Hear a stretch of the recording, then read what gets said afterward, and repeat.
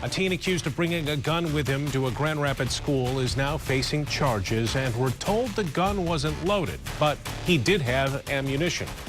24-Hour News 8's Danny Carlson, the only reporter at his juvenile hearing today, and she's live with what happened and what his family had to say about the incident. Danny? Brian, we heard today for the first time in court that the 15-year-old suspect says he brought that revolver with him to Union High School on Friday morning because he's friends with people in street gangs and says that there were threats against his life. Do you think your grandson's in a gang?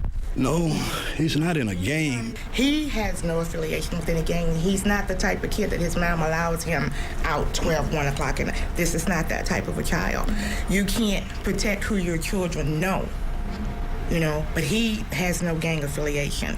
But his family admitted to us that they had started seeing changes in the 15-year-old suspect who recently became a father. We are not naming the teen.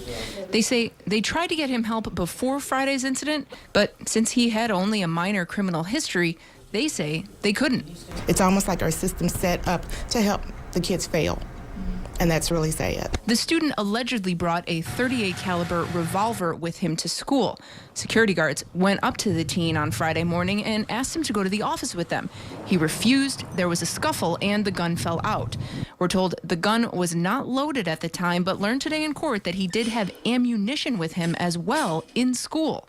The suspect's grandparents say they learned from news reports that GRPS had been watching their grandson for about a week before staff confronted him and found that weapon.